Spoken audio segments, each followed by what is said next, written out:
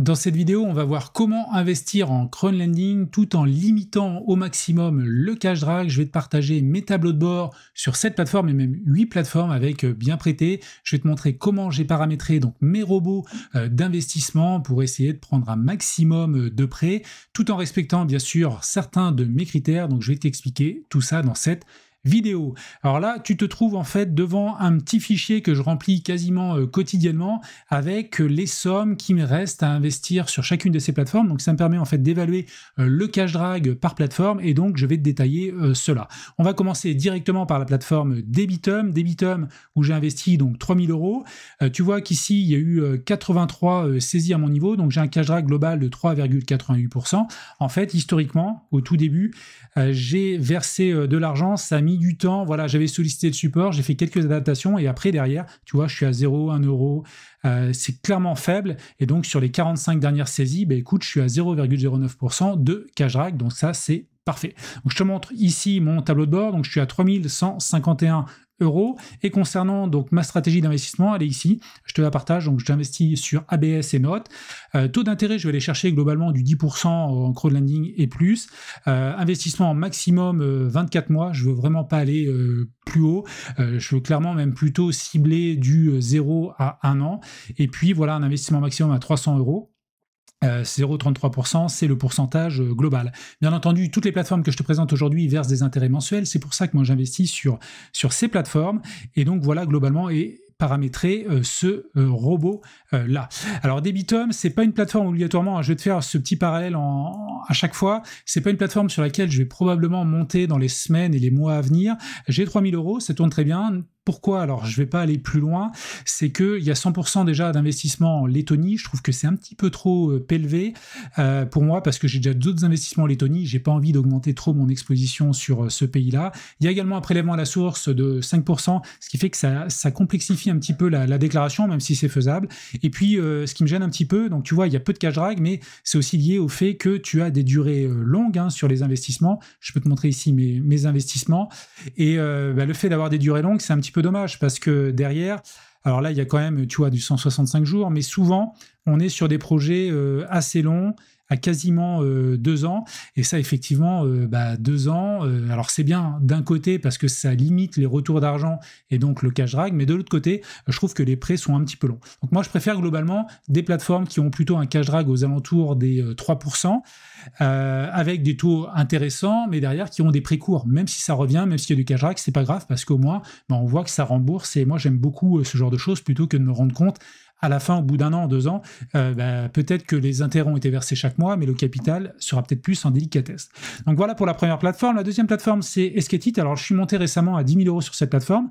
En global, je suis à 3,49%, sachant que j'ai fait beaucoup de versements ces derniers temps. Donc tu vois ici, là j'ai versé 2000 €, ici 2000 €, donc les 4000 € ils ont été absorbés vraiment en quelques jours. Donc ça c'est top, et avant, tu vois le cash drag, il n'y avait pas grand chose. Là j'ai fait des versements, donc ça a mis un petit peu de temps.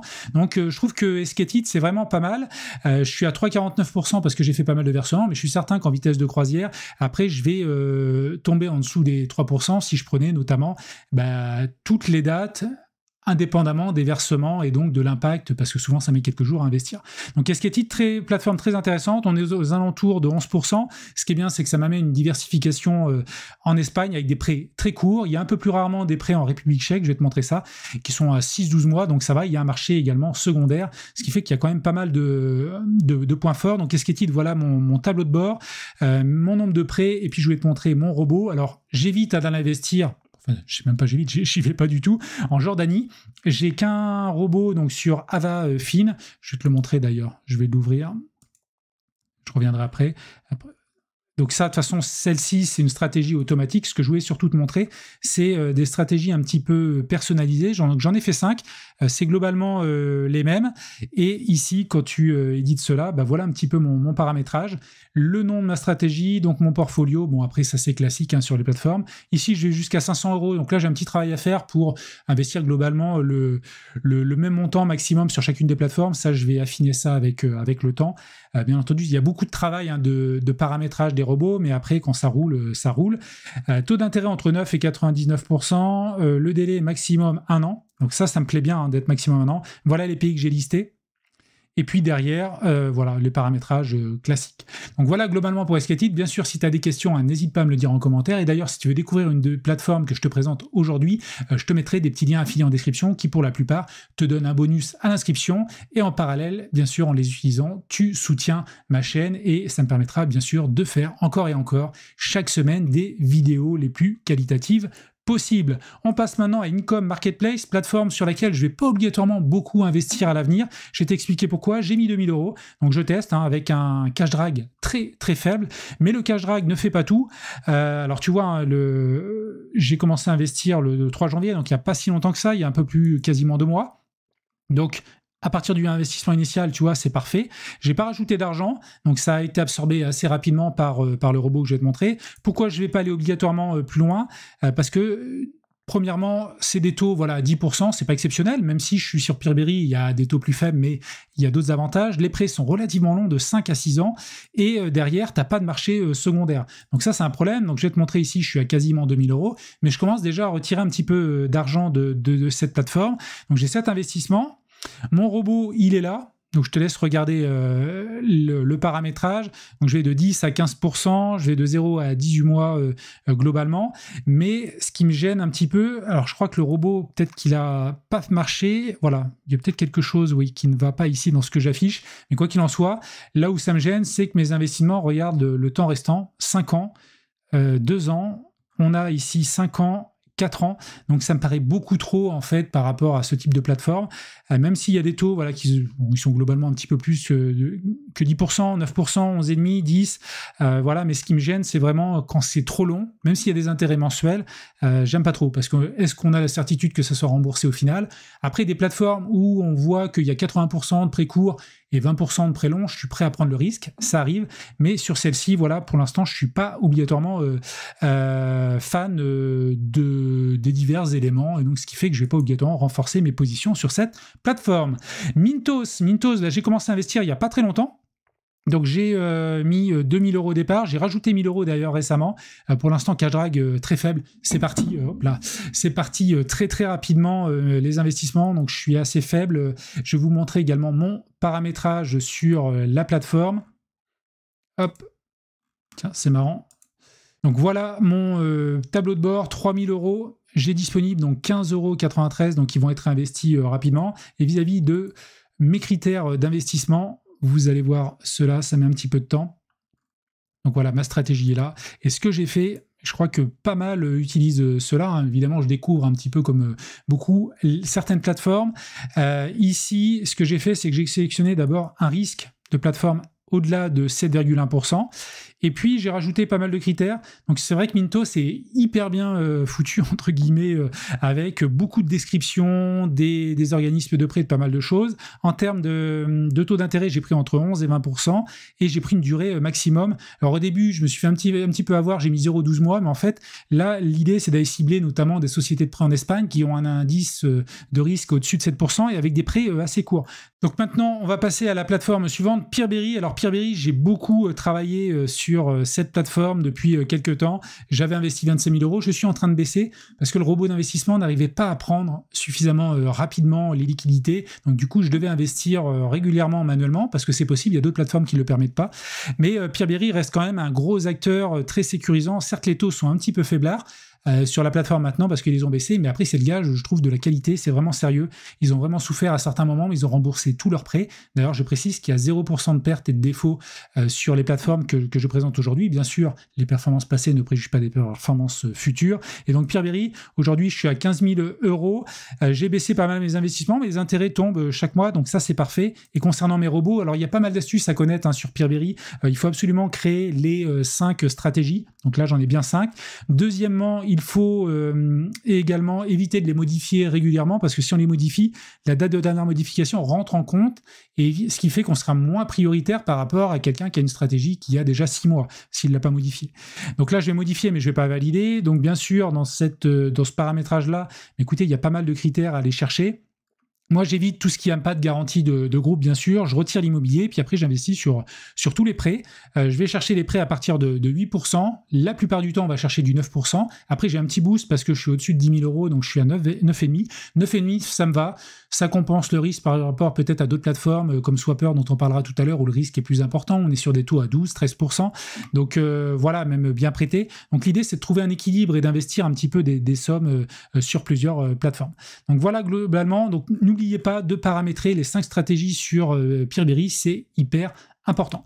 RoboCash, bah là, c'est la plateforme sur laquelle j'ai le plus de cash drag, mais vous allez voir, c'est tout à fait normal. Le cash drag réel est bien moins important.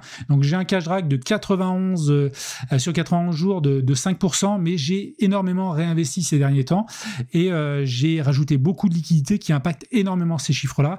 Si je prends que les dates où il n'y a pas eu de versement récent, je suis à moins de 3%. Donc, ça, j'ai fait le calcul. On voit bien également, alors j'ai versé, je crois, 7 000 euros pour monter à 10 000 euros ces derniers temps. Et en fait, c'était globalement, on va dire, début février. J'ai fait même des versements vers le 6 février, etc. Et en fait, il m'a mis un petit peu de temps. Il m'a mis 10-15 jours pour tout absorber. Ça me paraît normal. D'autant qu'après, vous voyez, quand il a tout absorbé, même si ça revient, après, c'est reparti. Et derrière, après, c'est lisse. Je peux vous montrer avant. Regardez RoboCash. Ça tourne comme une horloge. Alors, des fois, il y a des petites sommes qui reviennent. Mais globalement, ça absorbe très bien. Donc, j'aime beaucoup cette plateforme qui a un cash drag très, très faible. Après, les taux sont aussi faibles sur RoboCash. On est plutôt sur du 9,5. Alors, je vais vous montrer également cela. Je suis à 9,57% pour le moment. Il n'y a pas de bonus de fidélité contrairement à Peerberry, mais on est plutôt sur du 9,5. Et concernant mon robot, écoutez, j'en ai qu'un. Je prends entre 9 et 13%. Et je vais vous montrer également certains paramétrages complémentaires. Donc, je vais juste ici, jusqu'à 300 euros.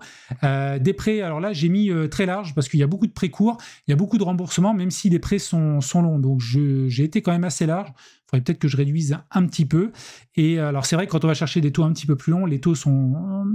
des durées un petit peu plus longues, les taux sont un peu plus longs, mais ça tourne bien et ça revient régulièrement. Donc ça, c'est cool côté RoboCash, vraiment une plateforme que j'aime beaucoup. Et je termine, alors avant-dernière plateforme, parce que je vais parler aussi de bien prêter, Swapper. D'ailleurs, impossible, je l'ai noté, vous voyez, je me mets toujours des petites notes. Je trace beaucoup de choses. On n'a pas la possibilité, je l'ai déjà dit dans une vidéo récente, d'avoir la répartition des prêts géographiquement. Je sais qu'ils investissent notamment en Roumanie, en Espagne, et c'est dommage qu'il n'y ait pas suffisamment de transparence. J'aimerais bien avoir la répartition de mon portefeuille sur Swapper. Ce n'est pas le cas, mais aujourd'hui, je continue quand même à investir sur cette plateforme. Alors, avec 10 000 euros, j'ai un cash drag assez faible. Alors, il y a quand même beaucoup de retours tous les jours, mais quand on tourne autour de 200, 300 euros, on reste aux alentours des 3%. Donc, ça me va complètement. D'autant que sur Swapper, là, on est sur des taux supérieurs à 11%. Là, c'est un petit peu baissé parce que j'ai eu beaucoup de retours et c'est reparti. Donc, un petit peu de mal aussi à comprendre le fonctionnement à ce niveau-là. J'étais à 11,8%. Néanmoins, plus ça va, plus le temps passe, plus ça augmente. Même s'il y a des baisses de temps en temps, ça augmente. Donc, voilà concernant mon tableau de bord. Donc, 10 000 euros investis et 341 euros d'intérêt déjà touchés depuis globalement, on va dire 6 mois sur la plateforme. Et concernant le robot, je sélectionne tous les prêts. Je reste sur le robot qui est très peu paramétrable. Alors, on peut investir manuellement, mais il n'y a jamais de prêts sur cette plateforme-là. Mais derrière, le robot, il est assez simple. On va chercher différents prêts. Et clairement, là, il y a beaucoup de turnover de prêts. Donc, ça, j'adore. Et on reste quand même avec un cash drag contenu aux alentours de 3%. D'autant que là, ces sommes à 3,11% intègrent aussi les versements réguliers que j'ai fait par le passé.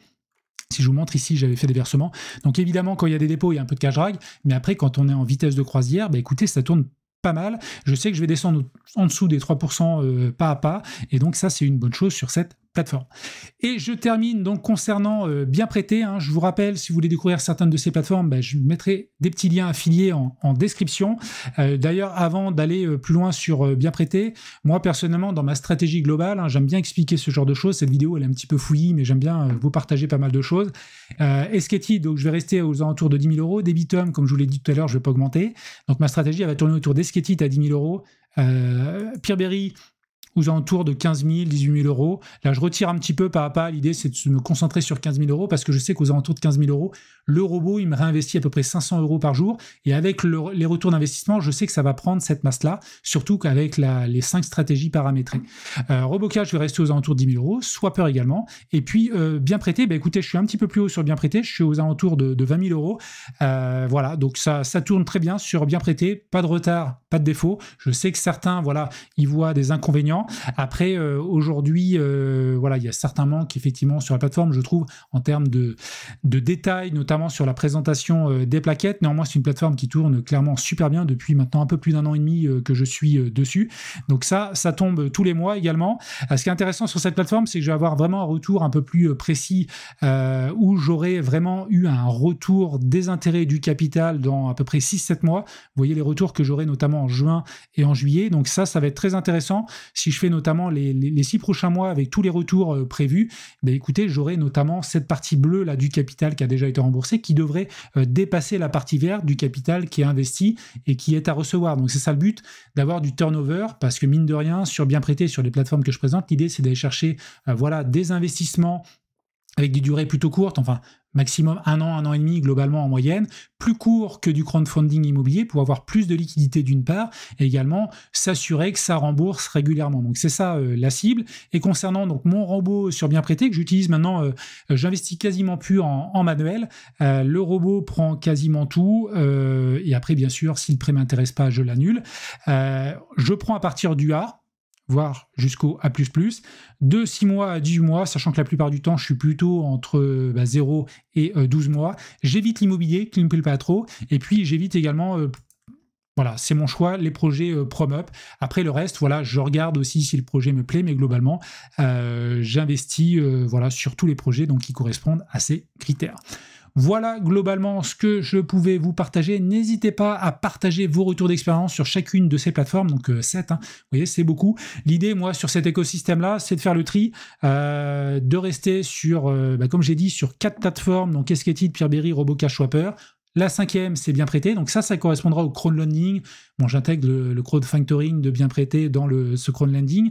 L'idée, c'est de rester autour de cela. Minto, je vais voir. Income Marketplace, pour moi, je vais vraiment réduire la voilure et essayer de sortir pour le moment, parce que les prêts sont trop longs. Moi, je veux pas de prêts aussi longs, surtout en crowdlending. Et puis, Debitum.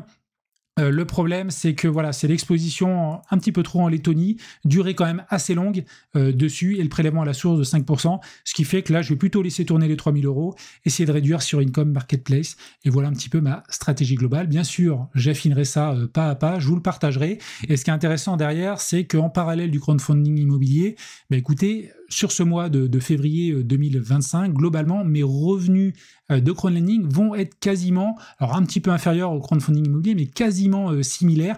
Je m'approche. L'idée, c'est d'avoir une certaine diversification, d'avoir toujours mon portefeuille en bourse qui tourne, d'avoir également donc des sommes en crowdlending et en crowdfunding immobilier, de diversifier aussi. Je reparlerai un petit peu sur des énergies vertes, ENR, également des plateformes comme Land, également sur du crowdfunding ou plutôt de l'immobilier fractionné. Donc voilà un petit peu comment ma répartition des investissements se dessine. Merci pour votre écoute, et si vous voulez comparer un petit peu plus dans le détail 4 de ces plateformes, je vous invite à regarder cette vidéo. C'est un comparatif complet, je rentre beaucoup plus dans le détail sur les réglementations, sur pas mal de choses, et donc je vous dis à tout de suite de l'autre côté si vous cliquez.